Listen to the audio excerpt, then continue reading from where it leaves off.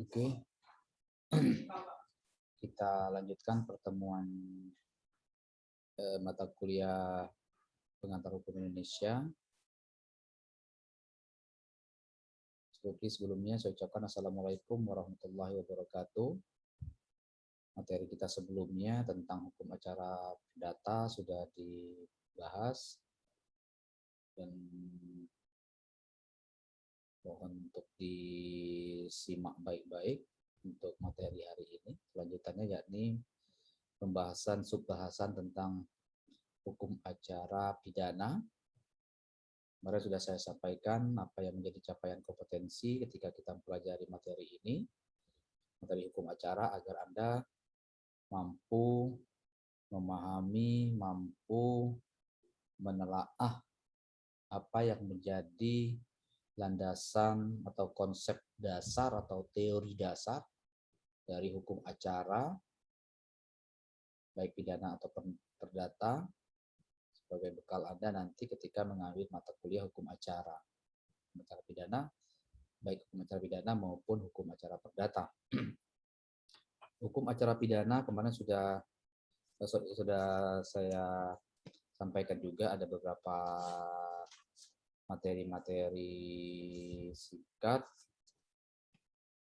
Nah, pada hari ini akan saya gambarkan atau saya jelaskan secara lebih detail lagi tentang lingkup dari hukum acara pidana. Nanti kita akan membahas tentang pengertian hukum acara pidana, azas-azas terkait dengan hukum acara pidana, terus juga kemarin terus juga dasar-dasar hukumnya. Nah, hukum acara pidana di sini adalah hukum formil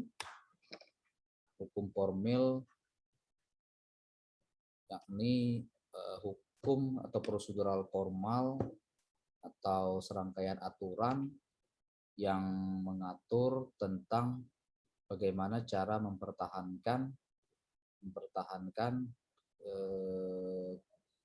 ketika terjadi pelanggaran hukum material. Ketika seorang melakukan kejahatan, maka melanggar KUHP, maka proses penindakannya, proses hukumnya menjadikan hukum formil sebagai rujukan atau pedoman. Nah, dalam hal ini adalah hukum acara pidana. Dan kalau dalam hukum acara pidana, di mana di situ diatur tentang bagaimana proses penyelidikan, penyidikan, penuntutan, terus juga persidangan, penjatuhan putusan, pelaksanaan putusan. Artinya apa? Artinya muara akhir dari hukum acara di sini adalah keputusan hakim. Artinya teknis prosedural formal ketika seorang tersangka dihadapkan ke persidangan, nah ini menjadikan hukum acara sebagai pedomannya, hukum acara sebagai acuannya. Jadi hukum acara pidana di sini adalah rangkaian peraturan hukum yang menentukan bagaimana cara mengajukan ke depan pengadilan perkara-perkara kepidanaan dan bagaimana cara menjatuhkan hukumannya, yang dimana di sini dilakukan oleh hakim jika ada seorang tersangka atau seorang yang diduga atau yang disangka melanggar aturan hukum pidana material. Inilah pengertian dari hukum acara pidana. Adapun apa yang menjadi tugas dari hukum acara pidana? Tugas dari hukum acara pidana di sini yang pertama mencari dan mendapatkan kebenaran material, di mana di situ proses pembuktiannya, apakah alat buktinya sudah lengkap atau tidak, apakah alat buktinya memenuhi syarat atau tidak, terus kemudian di situ dibuktikan juga tentang apakah si pelaku itu benar-benar bersalah atau tidak bersalah. Di mana kalau dalam proses pembuktian itu kan ada alat bukti. Nah, alat bukti bagaimana diatur pada pasal 184 KUHP, KUHAP. Ada 5 alat bukti di situ: keterangan saksi, keterangan ahli, surat, petunjuk, dan keterangan terdakwa. Masing-masing memiliki ada syarat-syarat tertentu, ada syarat-syarat tertentu dari beberapa alat bukti itu. Misal kalau keterangan saksi itu saksi itu orang yang mendengar, orang yang melihat dan mengalami secara langsung.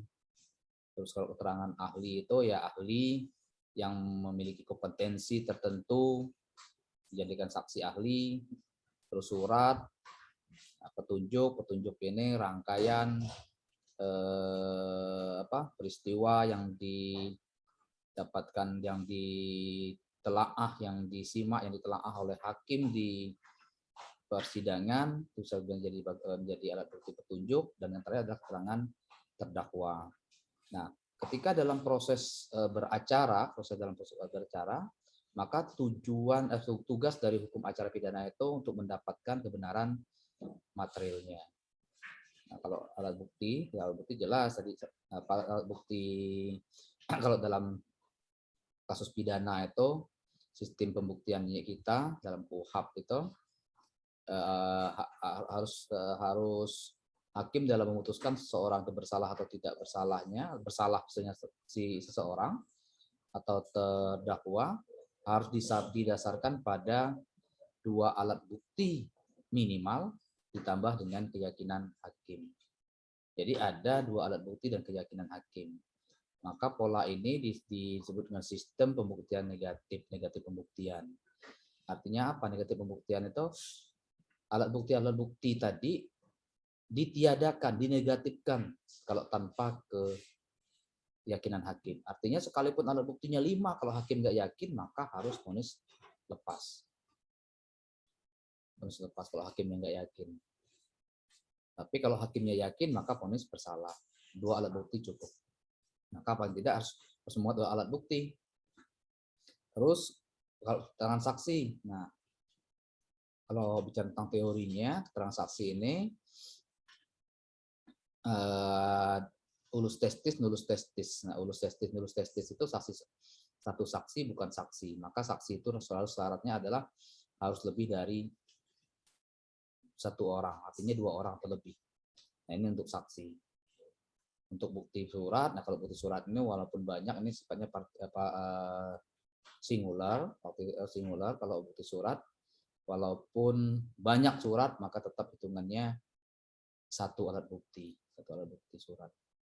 Nah, ini tugas hukum acara pidana yang pertama. Yang kedua, memperoleh keputusan oleh hakim tentang bersalah atau tidaknya seseorang atau sekelompok orang yang disangkakan atau didakwakan melakukan perbuatan pidana.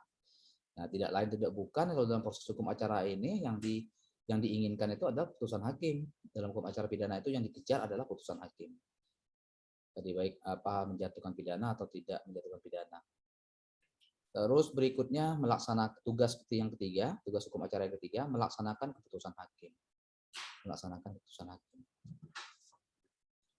Adapun azas-azas dalam hukum acara pidana, ada azas peradilan. Yang pertama adalah azas peradilan cepat, sederhana, dan biaya ringan. Nah, azas ini diamanahkan dalam KUHP yang menjadi sumber hukum acara pidana. Diamanahkan dalam KUHP menjadi sumber hukum acara pidana sebagaimana yang diatur pada pasal 14 ayat 2 terus 25 pasal 14 ayat 4, pasal 14 ayat 4, pasal 25 ayat 4, kemudian pasal 26 ayat 4, pasal 27 ayat 4, pasal 28 ayat 4 KUHP. Nah, di situ mengamanahkan kepada penegak hukum, dalam hal ini ada penyidik, penuntut umum, dan hakim, ini wajib untuk mempercepat penyelesaian perkara, wajib. Jadi adanya perintah kepada penegak hukum untuk wajib menyelesaikan perkara. Karena perkara diselesaikan secara cepat itu juga merupakan hak dari terdakwa, tersangka dan terdakwa. Itu sebagai hak dari tersangka atau terdakwa.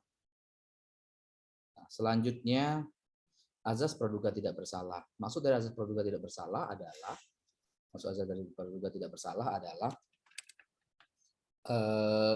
seseorang yang dibawa di hadapan penegak hukum.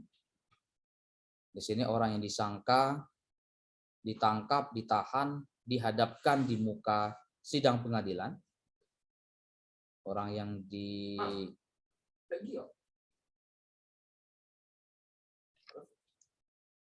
yang disangka, ditangkap, ditahan dan dihadapkan di muka sidang pengadilan. Muka pengadilan harus dianggap tidak bersalah. Harus dianggap tidak bersalah sebelum adanya putusan hakim yang berkekuatan hukum tetap.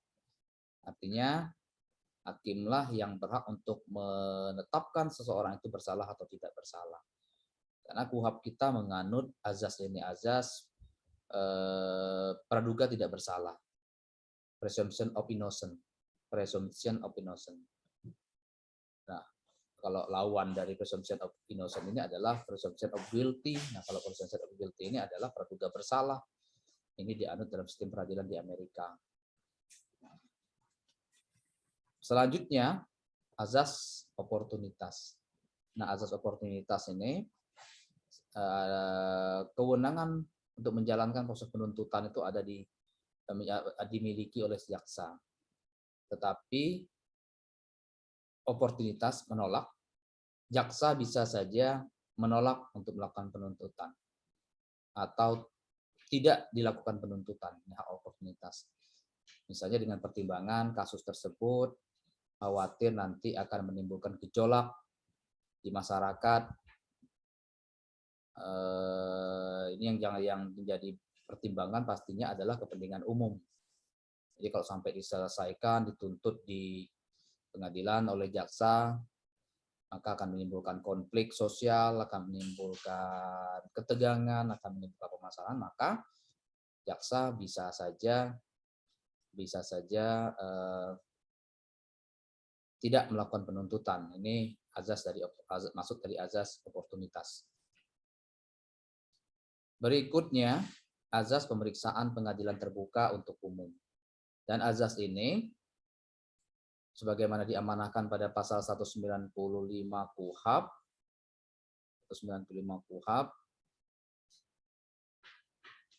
di mana kurang lebih di situ semua putusan hanya sah dan mempunyai kekuatan hukum apabila diucapkan dalam sidang terbuka untuk umum.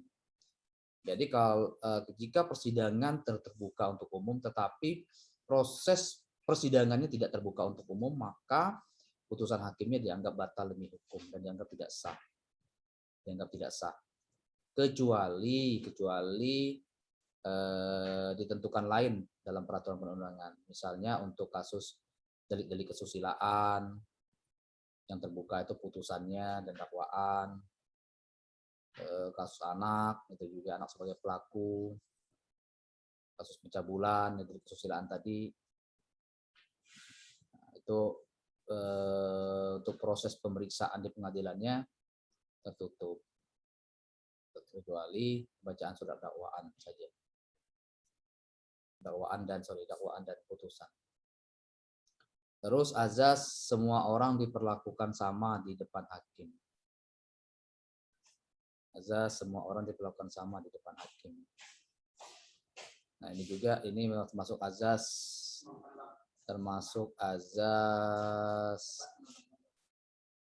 non-diskriminasi.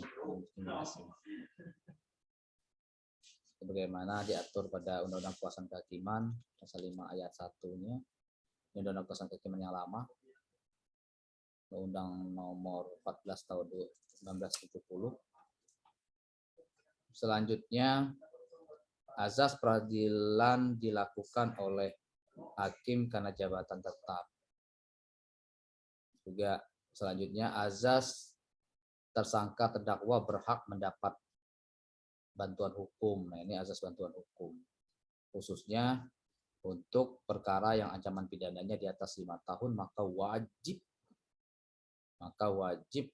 mendapat bantuan hukum. Jika tidak mampu, maka negara harus menyiapkan. Negara harus menyiapkan. Terus bagaimana Pak kalau dia tetap tidak mau dengan bantuan hukum? Ya tinggal bikin surat pernyataan, biasanya seperti itu. Surat pernyataan agar hak asas ini tidak dilanggar.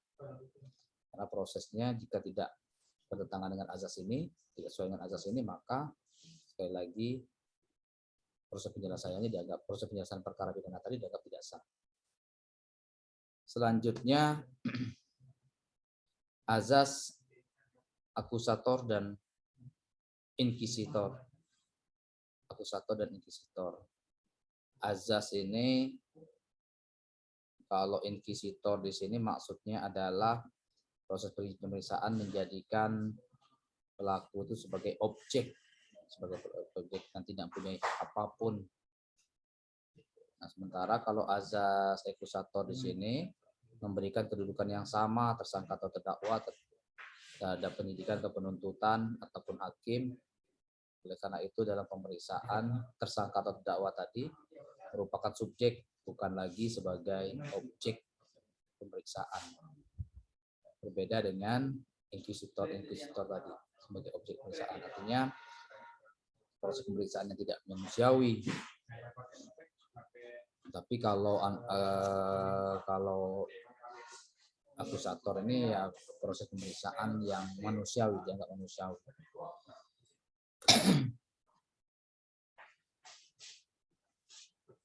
Berikutnya azas pemeriksaan hakim yang langsung dengan lisan.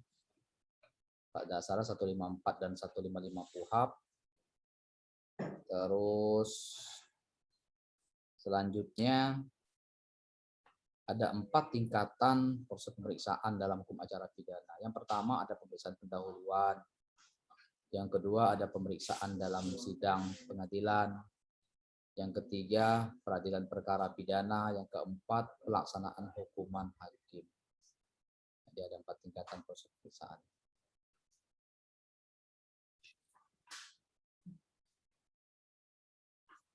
Nah, adapun dasar hukumnya, apa yang menjadi dasar hukum acara pidana? Ya, dasar hukum acara pidana itu adalah satu KUHP atau Undang-Undang Hukum Acara Pidana. Yang kedua adalah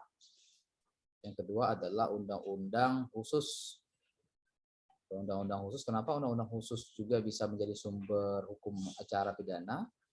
Karena keberlakuan azas lex specialis, derogat legi generalis, artinya jika ada ketentuan lain dalam peraturan perundangan, maka yang dipakai itu ya ketentuan lain tadi. Contoh misalnya tentang alat bukti surat elektronik dalam undang-undang ITE. Kalau dalam KUHP itu kan tidak mengatakan surat elektronik itu sebagai alat bukti dalam KUHP, tapi dalam undang-undang khusus harus sebagai alat bukti. Terus berikutnya misalnya tentang proses pembuktian terbalik dalam undang-undang tipikor, yang tadinya beban pembuktian itu ada di penegak hukum, tapi kalau pembuktian terbalik, artinya si pelaku bisa membuktikan perolehan hartanya sah atau tidak sah, itu dalam undang-undang tipikor, dalam kasus korupsi. Nah, selanjutnya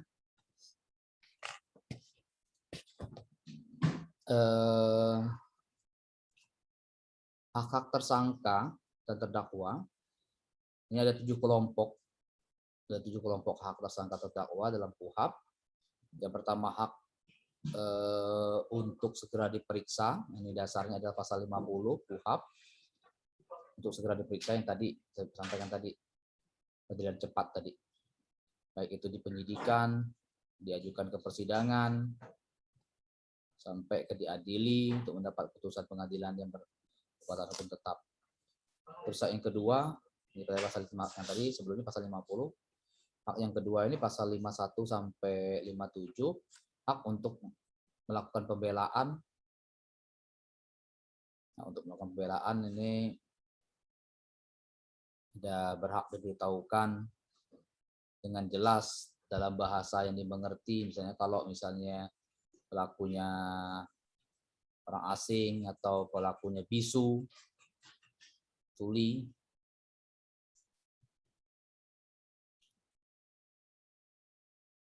hak mendapat pemberitahuan itu berlaku mulai pada waktu pemeriksaan. Nah, ini juga. Terus pemberitahuan itu juga terhadap apa yang didakwakan, pasal apa yang didakwakan itu harus wajib, itu merupakan hak. Jadi pelaku itu berhak untuk mendapatkan pasal yang disangkakan kepada yang bersangkutan itu pasal apa, pasal berapa dalam KUHP. Nah, terus yang ketiga, hak tersangka terdakwa dalam penahanan. Ini berdasarnya pasal 58 sampai 65 KUHP. Ini sekurang-kurangnya 6 hal: menghubungi dan menerima kunjungan dokter pribadi, itu bagian dari hak juga. Terus pemberitahuan status dan tempat penahanan pada pihak keluarga, itu juga merupakan hak. Terus hak untuk menerima kunjungan dari keluarga dan advokat, ini juga hak dalam penahanan. Terus hak atas kunjungan sanak keluarga, hubungan dengan perkara tersangka, juga hak untuk surat menyurat, terus hak untuk kunjungan rohaniawan, nah ini hak dalam penahanan. Yang keempat, hak terdakwa selama dalam persidangan, nah ini dasarnya pasal 65 KUHP. Dasarnya ada hak terdiri dari hak terdakwa untuk diadili pada sidang terbuka untuk umum, hak untuk mengajukan saksi yang meringankan, terus juga hak untuk tidak dibebani pembuktian. Nah, dibebani pembuktian ini maksudnya pembuktiannya pembuktian normal, tidak pembuktian terbalik, beda dengan tipikor tadi. Jadi hak untuk tidak dibebani pembuktian pasal 66, pelaksanaan azas terduga tidak bersalah. Terus yang kelima, hak terdakwa untuk melakukan upaya hukum biasa, ini hak banding, terus hak kasasi. Ketujuh, hak tersangka atau terdakwa untuk menuntut ganti kerugian atau dan rehabilitasi. Ini dasarnya 95 sampai 97 KUHP. Terus ketujuh, hak terdakwa terhadap putusan pengadilan diucapkan di persidangan. Dasar pasal 196 ayat 3 yang terdiri dari menerima atau menolak putusan, yang merupakan bagian dari hak terdakwa, mempelajari putusan selama dalam tengah waktu 7 hari, ini hak juga, meminta penangguhan pelaksanaan putusan, meminta banding, mencabut pernyataan tentang menolak atau menerima selama dalam tengah waktu tertentu. Nah, ini kelima hak tadi ada tiga kemungkinan. Apakah hakim menerima, hakim menolak, atau berpikir sementara waktu. Ini hak pikir-pikir. Jadi ada tiga pelaksanaan dari hak-hak tadi, hak terakhir itu. Hak terdakwa setelah putusan pengadilan diucapkan.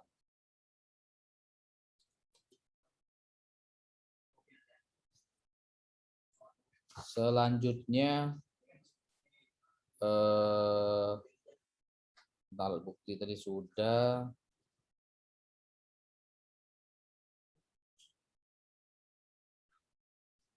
Nah, tindakan-tindakan tertentu, upaya paksa dalam hukum acara pidana, ada penangkapan, ada penanganan, ada penggeledahan menurut KUHP, dan juga di luar KUHP, ini juga dalam hukum acara itu ada. Terus penyitaan untuk pembuktian pidana, pemeriksaan surat, penyegelan, dan penggeledahan. Nah, ini tindakan-tindakan upaya paksa dalam proses hukum acara pidana.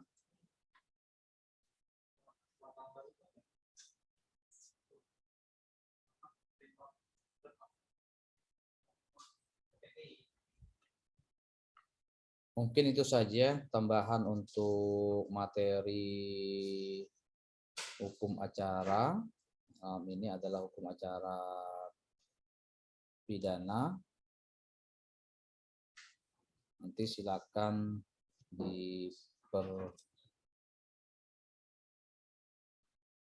perdalam lagi pemahaman Anda, buka materi-materi buku-buku hukum acara untuk perkaya khasanah keilmuan Anda.